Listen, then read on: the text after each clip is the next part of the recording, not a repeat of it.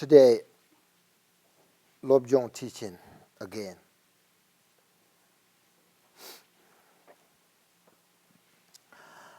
Do you remember the Lojong Teachings come from the Kardamba traditions, right?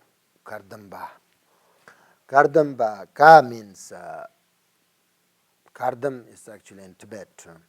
So Ka means speech from the Buddha. And Dam is the instruction, Tibetan called Damngak, which means instructions. So the essence of Buddha's own words and using that as an instruction is the meaning of the term Kardam. Understand? So pith instructions are the essence of the Buddha's teachings because they go to the mind or heart of what we need to cultivate in our everyday lives.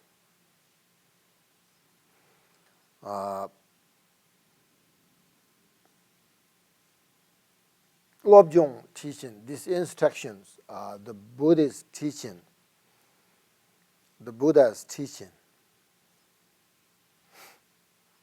to me, very precious.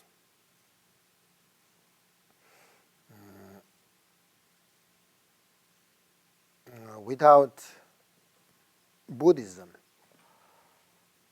Buddha's teachings, this my practice, me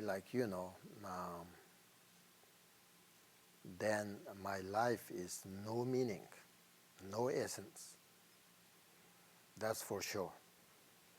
So that's why me, very precious, these teachings, when I more study, more practice, then more benefits.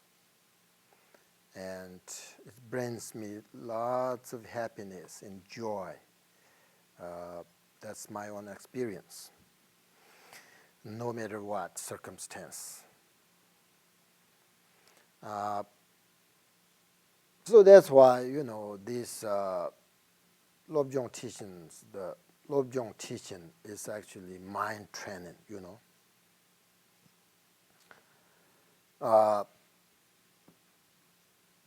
I'm very, very grateful, Buddha, his teachings, my teachers, very important. And sometimes I think, how should I sort of return their kindness, gratitude. Then I just remember that Buddha said, you don't have to do anything. You just need, if you think I'm very kindness, very precious my teachings, then you have to practice yourself, change your mind, be kind, and teach others with pure motivation. That's all my teacher said. Then you give sort of return the kindness. So that's that's why I think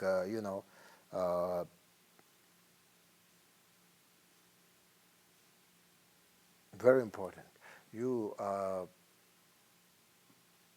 sometimes I think if somebody tells me that if you do not giving up this let's say Buddhism or your teaching, you teach the practice, I will tell you, what do you prefer? Probably my mind, no doubt, tell me. Probably no doubt. I will not give it up. That's we called irreversible faith or devotion. So that faith and devotion through my practice, comes from my understanding, my study, that's me very important. Then my mind is very stable. So same thing, all of you, I know some are very, old students and practice a lot and listen the teaching from different teachers or many times and become a Buddhist 20 years, 30 years, you have to also investigate that, your mind.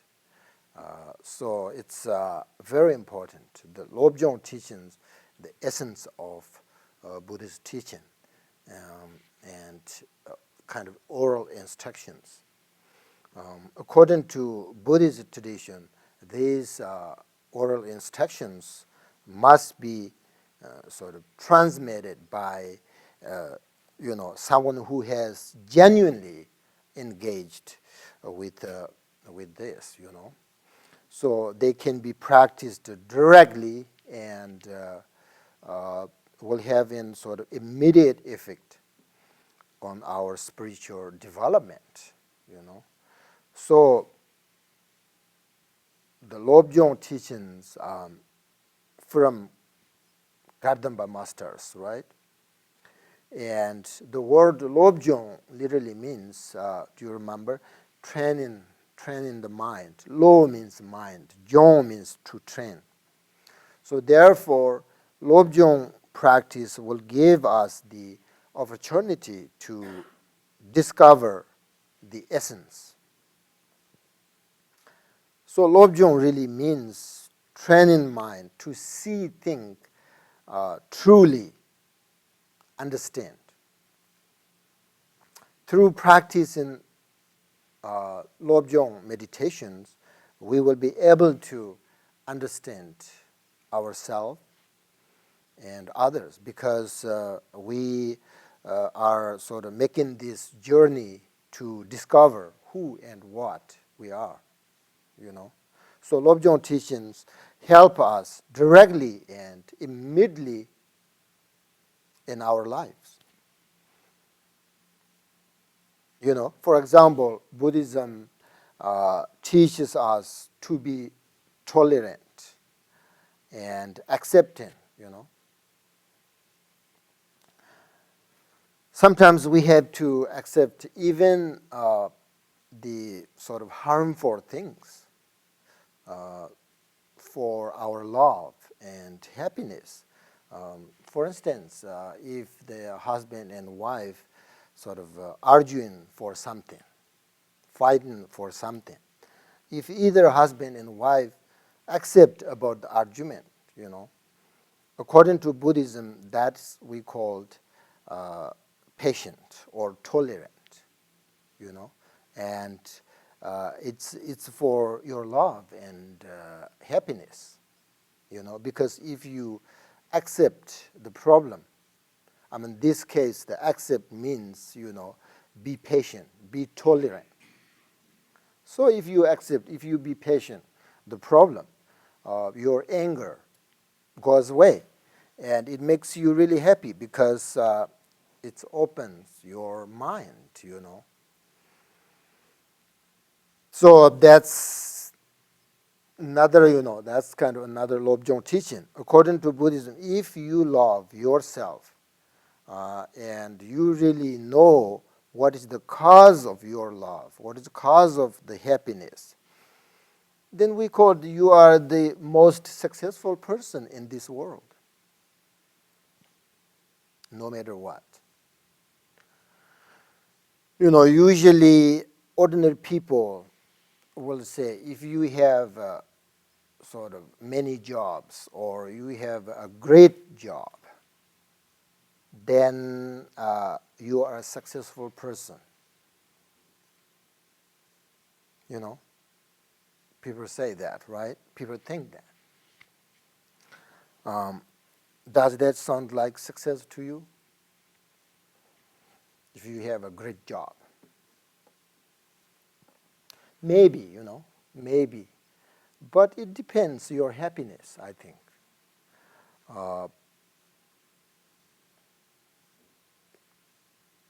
does this job brings you sort of happiness or not? Right? We have to investigate that. If not, and instead brings you lots of worries and problems, then I think doesn't matter. You have a great job, you have a full-time job or part-time job. There is no happiness with this job. So it depends. If this job brings you happiness and love, and you work very hard and make lots of money, I think that's awesome, wonderful. But a job with no happiness and lots of problems, worries, then meaningless. Because we all looking for happiness, right, and love. So then, sometimes I say the simple life is wonderful if you have a problem with your job. I heard a story I would like to share with you. Maybe you know this story already, but it's beautiful.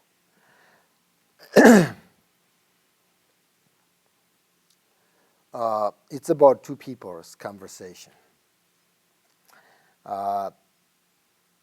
I called this name, the name of this story is "And Then What?" You will see. One summertime, a banker, business person, was vacation in a small village on the coast, and he saw a fisherman in a small boat with a handful of fish. The banker asked the fisherman how long it took to catch the fish. And the fisherman said, only a couple of hours, just, not long, just 2 hours. And the banker told him, why didn't you stay here longer to catch more fish?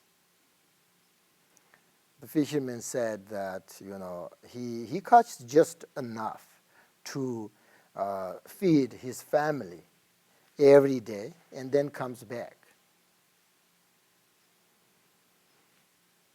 And the banker said, yeah, but, it's only for 2 hours, Then what do you do with the rest of your time?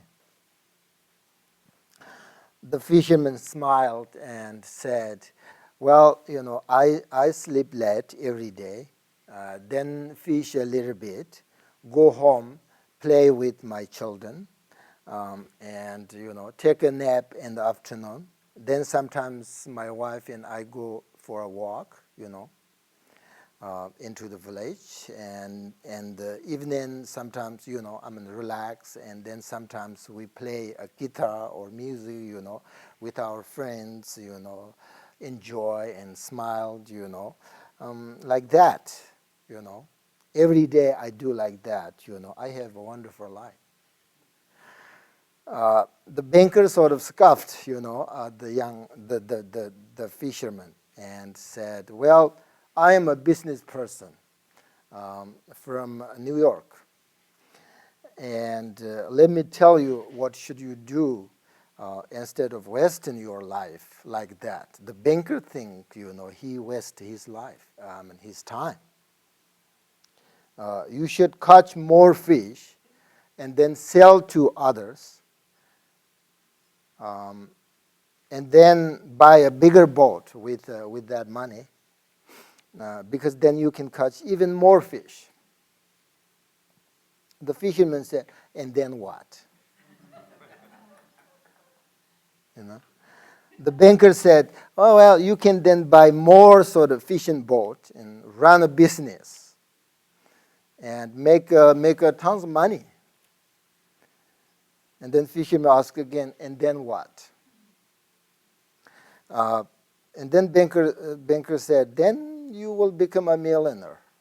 If your business was successful, you can then sort of leave this small town and move to a city and buy a big house, and you can do so many other things with your money. And then fisherman asked him, how long would all this take? The banker said, well, maybe 15 to 20 years.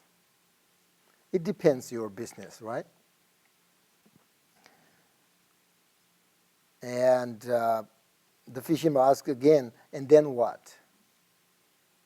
The banker said, well, that's the best part. You make lots of money and move to city and do other things. That's the best part. And then fisherman, smiled and walked away. So I think the fisherman thought if he will change his life and follow the banker's instructions, the idea, that's really waste his life and his time, because he had a wonderful life, right? So he enjoyed every day with his family, and he just enough everything that he has, and in order to success this business, then it takes for 15 to 20 years, according to this banker's idea. Then he will not enjoy every day. Instead, it keeps him very busy, and I'm sure it will bring lots of problems and worries, right? If you run a big business, you have lots of problems, that's for sure. So, I'm so happy he didn't take, the banker's idea. He smiled and walked away. So actually, this is exactly, right, what ordinary people will say and do and think, right? We plan like that, many sort of projects and activities for the, common days, common months, common years, Although the death is very certain, but we don't count it among our plan. We just make plan. No sort of, good life. People just don't care about the death, I don't know. But, anyway, what do you think this story? I think it's wonderful. Sometimes people say that I really don't like my job, and I want to be a simple life, but I can't because I need this job very much, because for my, let's say, like car insurance and house payment, telephone bills and mortgage and living expenses, taking care of my children, etc., blah, blah, blah, That's why I want this job, even though I don't like it. But I think all these choices we make, right? If you can't taking care of, for instance, your children, then you don't need children. We have 7 billion people in this planet. If you can't pay your cell phone bill, you don't have to buy an expensive phone. Like that. We choose all these things. Then we make us difficult, I think. Nobody told us that you have to buy this and that, otherwise we will take your money away, or you have to go to a jail or something like that. Nobody tell. We make all these choices we make, right? So if you don't have capacity to take care of your things, then I always think that a simple life is a very smart way to live, because it's very good for our life. No, less worry, less stress, lots of happiness,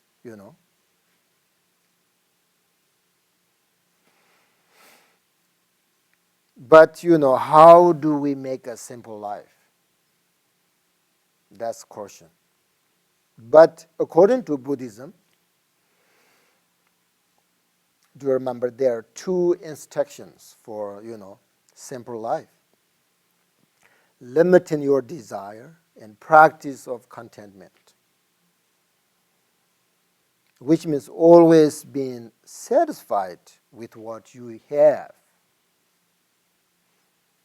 I'm not sort of discourage you and your business though, but if you don't have problem and worries with your job, then it's really good. To make lots of money and have lots of poverty, because then you can help, right? You can help others with your money.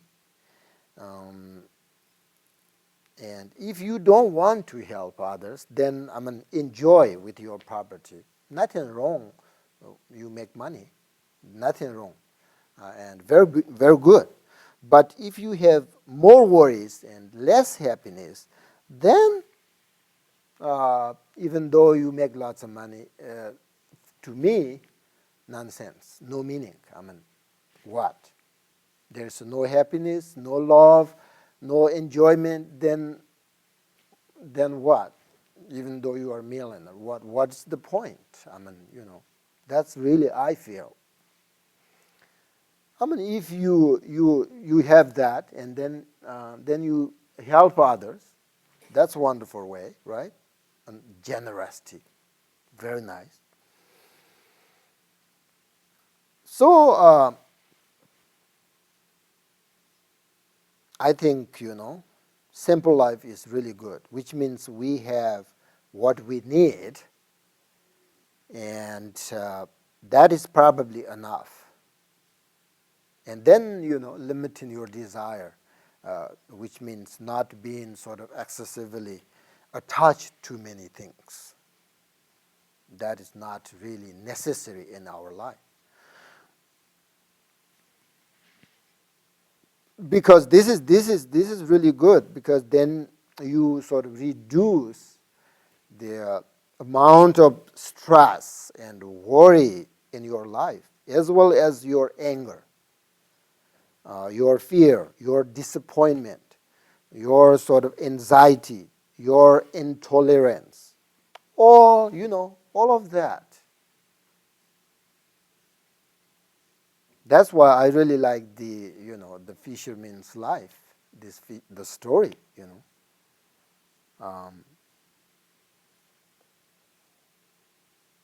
But his job is not so good though.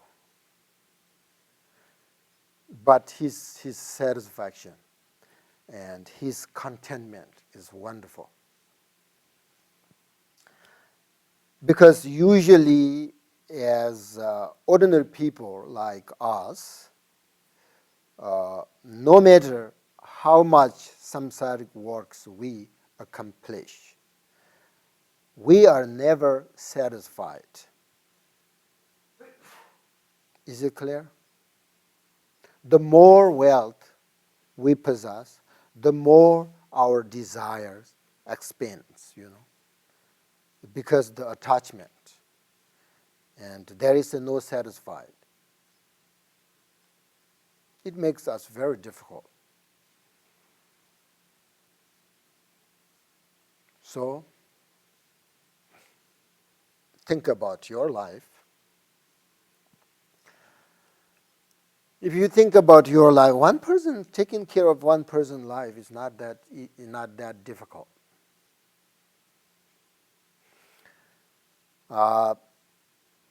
And also, we must start by reducing our expectations, because the most of our expectations are completely sort of unreasonable and self-centered. When we don't expect for something, then there is no disappointment, no anger.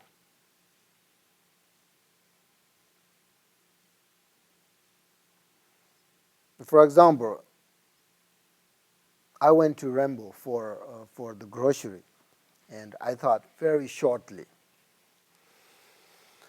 But, the customer, the service, were very slow and than what I expect. I thought, okay, my expectation was go there, they serve very fast, and then I will do this and that, right? And also there were lots of people, and some people did what the self-service, with those missions. Those missions, didn't work very well either. And then people get a little bit, angry and impatience, include myself, you know. Because we thought they were too slow, too slow. And after, when I, got home and I sort of investigate what with my mind and what was wrong, and the problem was not really how fast or how slow the customer service they move. I think the problem was our expectation, you know. So, I just go there and shortly, and they will, very friendly and fast and quick, and that's in my mind. And maybe they have a problem. Maybe they are, new workers or not lots of experience, make sure and slow. Then, we think that's too slow, right? So next time when we are impatient, take a moment to think about what is going on in our mind and explain, our impatience. And we will immediately open, I think, the door to solution and understanding. So, for example, if you get angry at your friends or your family, whatever, if you remember patience, your anger go away. Then you have the opportunity to learn to be patient, So then this person actually sort of giving you the great opportunity to practice patience,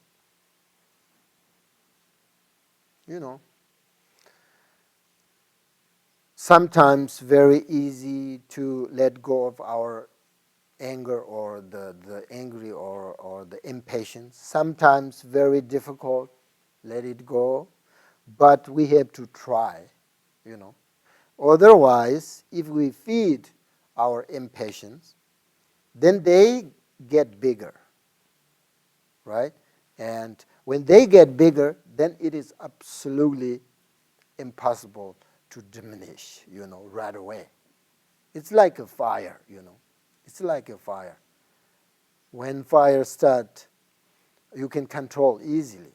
But getting bigger is more difficult. That's the same thing, we have to right away think, when we get impatient or anger. Right away think and understand and, try to open your mind. And the situation is bigger, and then it's really difficult, because our old habits are not easy to sort of break, and the positive thoughts, changes don't appear suddenly, right? Because of the habit. But, slowly, gradually, little by little each day, practice. That's why practice. That's why I'm saying, without the Buddhist teachings, without my practice, my life is no meaning. Then how should I practice patience? How should I practice compassion? All these things. These are essence of my life. So if there is no practice, patience, compassion, my life is very, difficult, I think everybody like that, So try to, we should, what is the best for yourself and others. We should never think that there is no solution for our problems. We should feel sort of confident that our meditation practice will change our minds and our situation. So our problems and suffering, and happiness cannot go away just to listen to something, right? So therefore, training this teaching, Lojong, training inward and examine our mind and use these sort of Lojong instructions, these teachings, we should at least have some experience about meditation and understand it. Meditation is to sort of support this inner potential, our nature.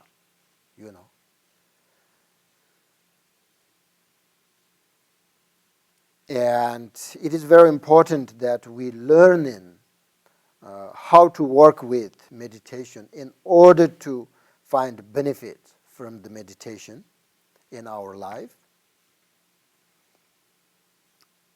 And another important is more, is that after you choose a form of meditation, you stay with it and practice it regularly. Choose the one you feel comfortable, the meditation, and make sure you should sort of familiarize it, with your mind all the time. And practice is constantly, that, the best, I think it's, not to change from one to another. If you are a beginner, so you should choose one meditation that's really good for your life and comfortable with. Then you have to practice that slowly and with patience, no expectations. That will work. And practice regularly. Regular practice help us gradually. We will feel more sort of relaxed and more able to enjoy our life. Having sort of greater sensitivity to ourselves, to people, things around us. That's the benefit of meditation. If you don't meditate and thinking about sort of your problems and sufferings, it can be like torturing yourself, because you don't have a solution to the suffering, the problem. But if you practice, meditate, and then thinking about your problems, can be extremely beneficial because you have the solution. You can overcome all your problems, sufferings.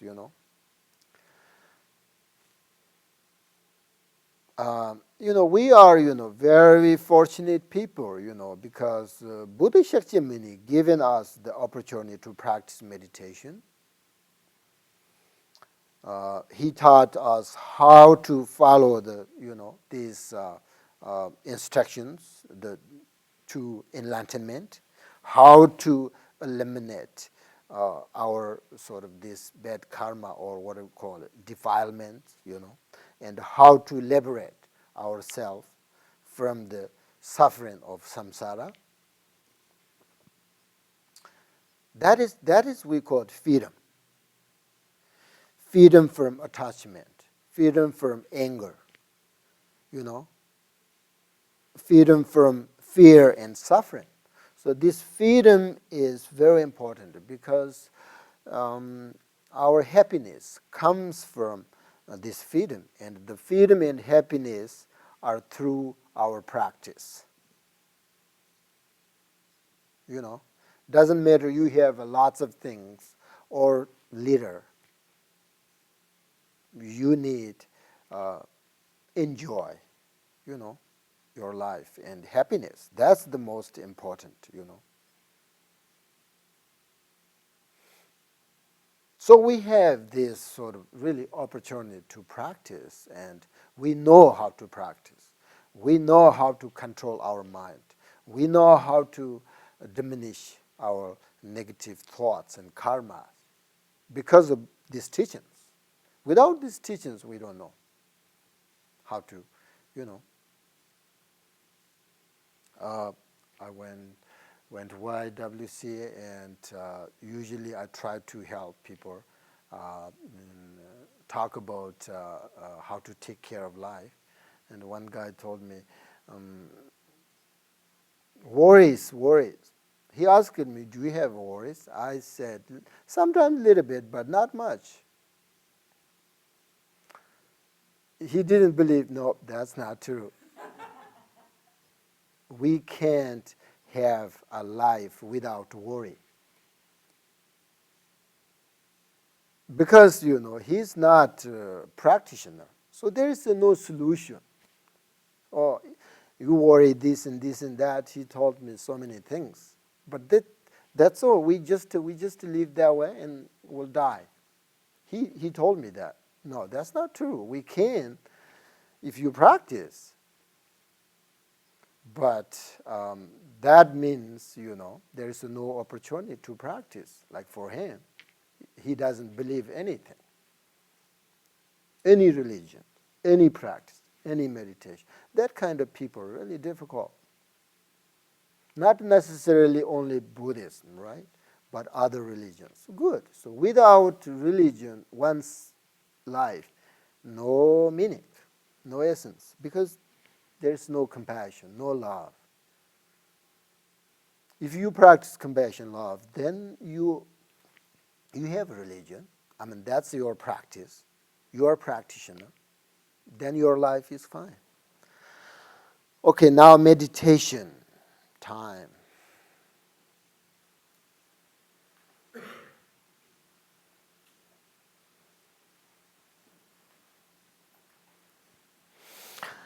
Relax your body and mind.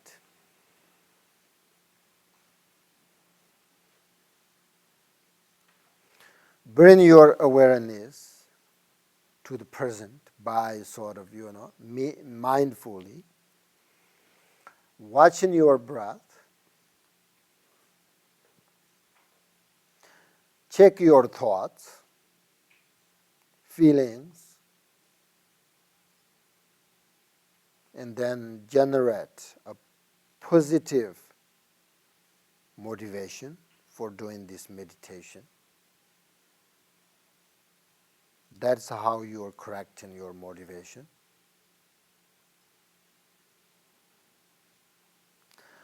Once you have that, then today meditate on 3 channels.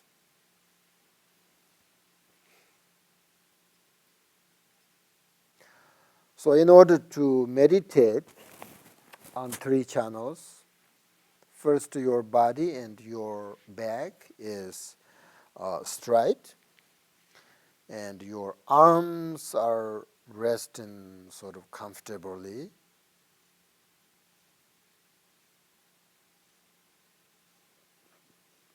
Deep breath. Bring your mind back in your body, and then visualize the 3 channels in your body. They are very clean, the channel, empty. The left and right channels start at your nostrils and circle around top of your eyes and down the center of your body until they reach the bottom of the torso. At this point, the left and right channel merge into the central channel, and central channel move up towards your heart center. Okay? That's how you visualize your three channels in your body. You just need to visualize. It's very simple. Three channels, they're very clean. It's like a straw, empty, straight. Once you visualized these channels, then you start by breathing in slowly and gently, and visualizing your breath moving into the left and right channel, because you visualize these two channels. They start at your nostrils. So that's why when you breathe in slowly and goes into these channels,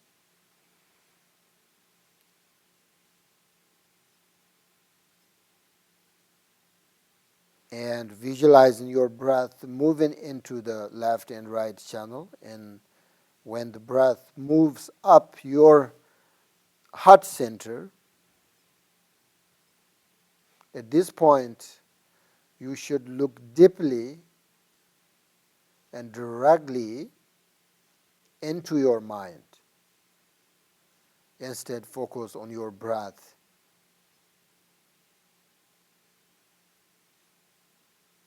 When you look deeply and directly into your mind, then you will see that it is empty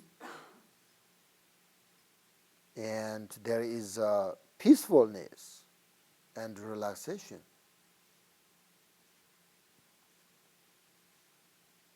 So let your thoughts and your breath dissolve sort of into that empty space. You will find out this empty space when you look directly into your mind. And then, your breath dissolve into that, which means let go your thoughts and breath. And then continue sort of focus on that empty space as long as you can. And sometimes you will sort of experience a sort of different things. Sometimes there is a feeling of being happy or sad, and etc. Sometimes feels very clear and without thoughts and very calm and relaxed. So different feelings, you will experience. However, when you look into what the mind really is, it will directly sort of perceive its true nature. So you should visualize that, okay, and meditate on that as long as you can. And then relax. And once your thoughts arise, then visualize and start again. And then relax like that, few minutes, okay?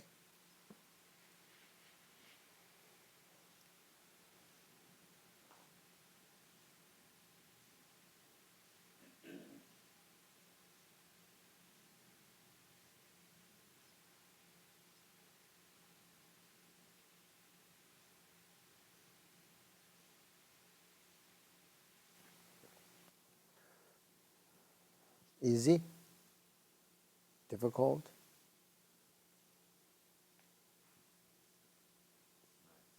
Nice? That means not difficult, right? Simple? Profound? Perfect. That's we need. Something is very simple, not complicated, and profound. That's kind of meditation we need. So we need that, meditate on that kind of, and then more. And then eventually you don't have to focus on your breath, just to relax and directly in your mind, That's the achievement. That's the point. But when you're a beginner, you have to focus on the breath. Otherwise, you can't do that immediately, So that's what we call the method, Your breath is very important. Sport. And make our thoughts go away and mind kind of be very stable and relaxed, right? Understand? When you breathe in with these channels, breath goes into the channels and up the heart center.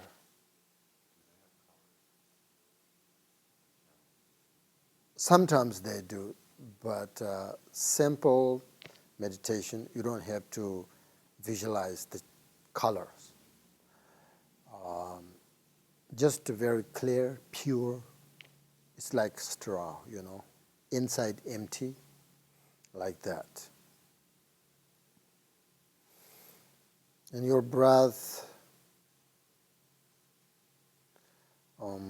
sort of disappear at the heart center. At the very same time, look directly into your nature of your mind.